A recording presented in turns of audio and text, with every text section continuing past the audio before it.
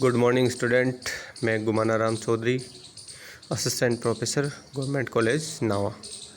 विद्यार्थियों, हम जो बीए सेकेंड ईयर है उसमें जो हमारा द्वितीय प्रश्न पत्र है आर्थिक एवं संसाधन भूगोल, उसमें हम कृषि के प्रकारों के बारे में अध्ययन कर रहे थे। आज जो हमारा टॉपिक रहेगा कृषि के प्रकारों में वो रहेगा उष्ण कटिबंधीय व्यापारिक बागानी खेती।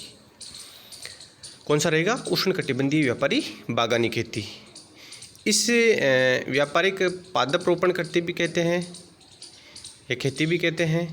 इसमें अधिक महत्वपूर्ण फसलें उष्ण कटिबंधीय में उपजती है।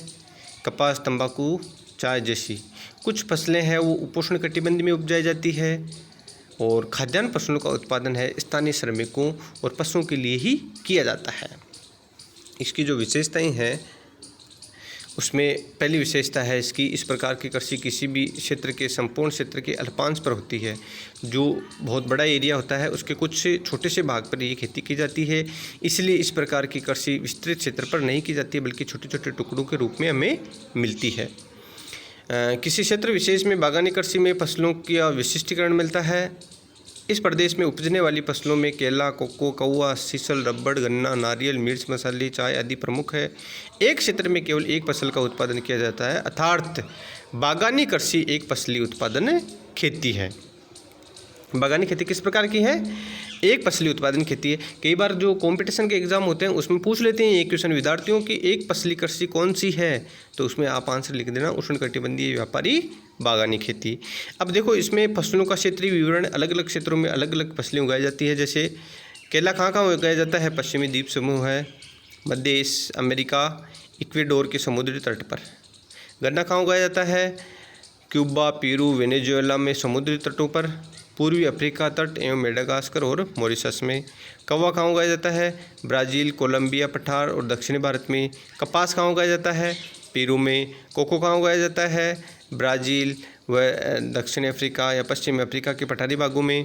रबड़ कहाँ उगाया जाता है? मलेशिया, इंडोनेशिया जो कैरिबियाई द्वीप समूह उनमें। नारियल कहाँ उगाया जाता है? दक्षिणी भारत और फिलीपींस में। उसके बाद में चाय कहाँ उगाई जाती है? श्रीलंका के पठारी भाग और चीन की पहाड़ियाँ, भारत में असम और नीलगिरी की पहाड़ियों में और आदि क्षेत्रों में उगाई जाती है, जैसे फार्मोसा आदि में। सीसल कहाँ उगाया जाता है? पूर्वी अफ्रीकी तट एवं मेडागास्कर में। भारत की प्रमुख मुख्य बागवानी फसल कौन सी है विद्यार्थियों? चाय। कई बार क्वेश्चन पूछ लेते हैं कि भारत की मुख्य बागवानी फसल कौन सी है? चाय। इसकी जो नेक्स्ट विशेषता है वो है कि बागानी खेती के अंतर्गत बड़े बड़े फार्मों की स्थापना करके कारखानों की भांति किसी एक ही फसल की कृषि की जाती है, जो इन प्रदेशों में अन्य प्रकार की कृषि के लिए प्रयुक्त खेतों की अपेक्षा बहुत ही बड़े होते हैं।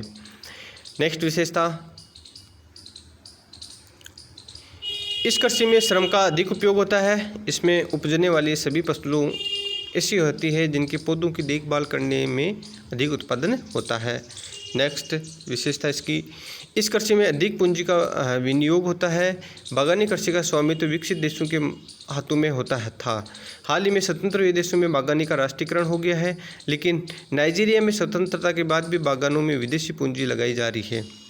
नेक्स्ट, इस कृषि का विकास एवं प्रोत्साहन शीतोष्ण कटिबंधीय देशों को निर्यात करने के उद्देश्य से अनेक उष्ण कटिबंधीय देशों में उपनिवेशवाद के दौरान किया गया था। इन फसलों की खपत भी अधिकांशतः शीतोष्ण कटिबंधीय देशों में ही होती है। इस प्रकार ये व्यापारिक कृषि है क्योंकि उपज का निर्यात इसमें होता है। नेक्स्ट, बागान प्रायः परिवहन के सुगम साधनों के निकट होते हैं। समुद्र तटीय क्षेत्रों में बागान अधिक मिलते हैं। आंतरिक भागों में बागानी कृषि वही विकसित होती है जहां रेल के परिवहन साधन पर्याप्त मात्रा में उपलब्ध हो। देखो, जो ये बागानी खेती है उसके लिए पर्यावरण भी, जो प्राकृतिक पर्यावरण है वो भी बहुत कुछ प्रभावित करता है इसको। जैसे इस कृषि में उपजने वाली सभी फसलें इस प्रकार की होती है जिन्हें वर्ष पर्यंत अधिक तापमान और पर्याप्त एवं नियमित वर्षा की आवश्यकता, मतलब अधिकतर वही फसलें उगाई जाती है जिन भागों में अधिक तापमान मिले और पर्याप्त और नियमित वर्षा हो, उन भागों में ये जो फसलें हैं वो उगाई जाती है। नेक्स्ट इसकी विशेषता, नेक्स्ट विशेषता है कभी बागानों के स्थान में परिवर्तन भी करना पड़ता है। मध्य अमेरिका के केला बागान इसके उदाहरण है। 1930 के पहले कोस्टोरिका बागान है इसके उदाहरण है। 1930 के पहले कोस्टोरिका, पनामा, कोस्टोरिका तथा निकारागुआ की पूरी समुद्र तटों पर थे, परंतु पनामा रोग के अत्यधिक प्रकोप का निवारण न कर सकने के कारण पूर्वी तट पर बागान उपजाए गए और पश्चिमी तट पर लगाए गए, जहां अपेक्षाकृत शुष्क वातावरण होने के कारण ये रोग है वो नहीं हुआ। उसके बाद में मध्य अमेरिका एवं पश्चिमी द्वीप समूह के पूर्वी तटों पर आंधी तूफान से केला गन्ना को काफ़ी क्षति पहुंची। केला बागानों के पूर्वी तट पर छोड़ने का यही भी एक कारण था। बागानी खेती में पौधों की जड़ में पानी न लगने देने के लिए ढाल जमीन की आवश्यकता होती है, जहां जल प्रवाह में कठिनाई न हो पर साथ ही गहरी एवं उपजाऊ मिट्टी भी उपलब्ध हो। यही कारण है कि उष्णकटिबंधीय जो बागान प्राय समतल मैदान पर नहीं प्रयुक्त साधारण ढाल वाले समुद्र तटीय मैदानों में एवं पठारों में मिलते हैं। ये तो हो गए थे इसमें प्राकृतिक जो वातावरण है उनके प्रभाव। उसके बाद में है मानवीय कारक भी इसको प्रभावित करते हैं। मानवीय कारकों में देखो, श्रम की अधिक आवश्यकता होने के कारण ये खेती उष्णकटिबंधीय क्षेत्रों में वहीं अधिक विकसित होती है जहां जनसंख्या का घनत्व अधिक मिलता है। दक्षिण पूर्वी एशिया में रबड़ का उत्पादन अधिक विकसित होने का कारण यही है, क्योंकि दक्षिण पूर्वी जो एशिया है उसमें जो पॉपुलेशन डेंसिटी है वो थोड़ी सी ज़्यादा है, जिसके कारण श्रमिक है वो आसानी से उपलब्ध हो जाते हैं और वहाँ रबड़ है वो अधिक उत्पादन किया जाता है। 1900 ईस्वी के पूर्व रबड़ केवल ब्राज़ील में ही अमेजन घाटी में उत्पादन होता था। रबड़ के बीज को बाहर ले जाने में वर्जित था यानी मना था। एक अंग्रेज रबड़ के बीज को बाहर ले जाने में सफल हुआ और पौधों को मलाया में लगाया गया। दक्षिण पूर्वी एशिया के मुकाबले अमेजन घाटी में उत्पादन के ह्रास के कई कारणों में सर्वाधिक प्रमुख कारण ये था कि अमेजन घाटी में जनसंख्या की कमी के कारण जो व्यवस्थित बागान तथा संभव होता है वो इसमें नहीं हो पाया था। उसके बाद में है श्रमिकों के प्रमुख निर्याती देश भारत अफ्रीका रहे और आज भी है। ये इसकी प्रमुख विशेषताओं में एक है क्योंकि वहाँ पर है वो आसानी से श्रम उपलब्ध हो जाते हैं। वहाँ रबड़ का उत्पादन केवल जंगली पेड़ों से रबड़ के लेटेक्स का संग्रहण करने के लिए ही इसमें किया जाता था। नेक्स्ट, मध्य अफ्रीका में जहाँ प्राकृतिक वातावरण इन फसलों के अनुकूल है पर जनसंख्या का अभाव है, बागानी खेती विकसित नहीं हुई है। नेक्स्ट, दक्षिण पूर्वी एशिया में रबड़ बागान विकसित होने का एक कारण परिवहन साधनों की उपलब्धता भी है। यह देश अंतर्राष्ट्रीय समुद्रिक परिवहन के मार्ग पर पड़ते हैं। नेक्स्ट विशेषता, बागानी खेती उपजने वाली फसलों की मांग शीतोष्णकटिबंधीय देशों में अधिक होती है, परंतु उन देशों में इन फसलों को उपजाने के में उपयुक्त वातावरण नहीं है, अतः इन देशों ने अपनी पूंजी लगाकर उष्णकटिबंधीय भागों में इस कृषि को विकसित किया है। नेक्स्ट विशेषता, बागानी कृषि का विकास तभी हुआ है जबकि शीतोष्णकटिबंधीय देशों में औद्योगिक आर्थिक विकास के चलते इस कृषि की उपजों की मांग बढ़ी है। इस कारण यह कृषि है वो अंतर्राष्ट्रीय व्यापार की परिस्थिति में परिवहन से बहुत ही अधिक प्रभावित हुई है। अब देखो कौन कौन से भागों में ये खेती की जाती है। प्रमुख क्षेत्र कौन कौन से इसमें, लैटिन अमेरिका यानी दक्षिण अमेरिका, अफ्रीका, दक्षिण एवं दक्षिण पूर्वी एशियाई देश। बागानी कृषि का सर्वाधिक विकास है वो कहाँ हुआ है, दक्षिण पूर्वी एशियाई देशों में। इस कृषि की प्रमुख विशेषता है विशिष्ट कृषि पद्धति। अन्य फसलों की तरह है बीज बोकर पैदा नहीं किया जाता है बल्कि उसका रोपण किया जाता है।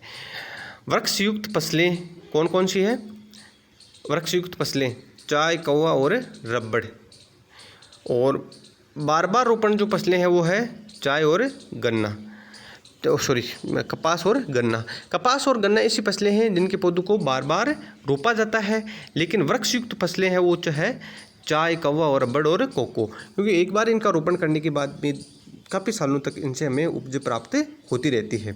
उष्णकटिबंधीय प्रदेशों में बागाती कृषि का विकास है वो यूरोपीय देशों द्वारा प्रारंभ किया गया था, जैसे डच लोगों के बागान पूर्वी द्वीप समूह है, ब्रिटिश के भारत, श्रीलंका, घाना, नाइजीरिया इत्यादि स्पेनिश के बागान और इसमें है वो है पश्चिमी द्वीप समूह में पाए जाते थे।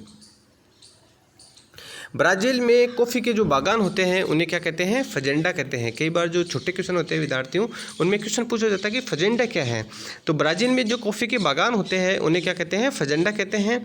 और इस कृषि का विकास है यूरोपीय उपनिवेश समूहों द्वारा किया गया था। तो इस प्रकार जो इसकी प्रमुख विशेषताएं हैं, इसके प्रमुख क्षेत्र है और इनके बारे में आपको अध्ययन करना है। साथ ही इसमें देखो ये जो प्रमुख क्षेत्र है ना इसके, लैटिन अमेरिका, अफ्रीका, दक्षिण पूर्वी एशिया, ये प्रमुख क्षेत्र है बागवानी के, लेकिन इसमें जो इसका सर्वाधिक विकास हुआ है वो हुआ है दक्षिण पूर्वी एशिया में। तो इस प्रकार ये आपको याद करनी है, इसके प्रमुख क्षेत्र, इसकी प्रमुख विशेषताएं और इसमें जो वर्षायुक्त फसलें कौन कौन सी है और बार बार रोपण फसलें जो कौन सी है उनके बारे में आपको अध्ययन करना है। साथ में ही इसमें आपको थोड़ा मैप में इनको जो हमारी कृषि के जो प्रमुख क्षेत्र है उनको जो विश्व का मैप है उसमें भी दर्शाना है।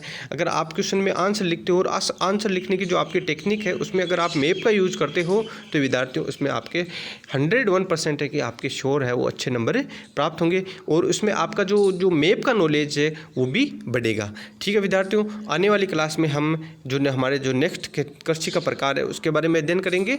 धन्यवाद विद्यार्थियों।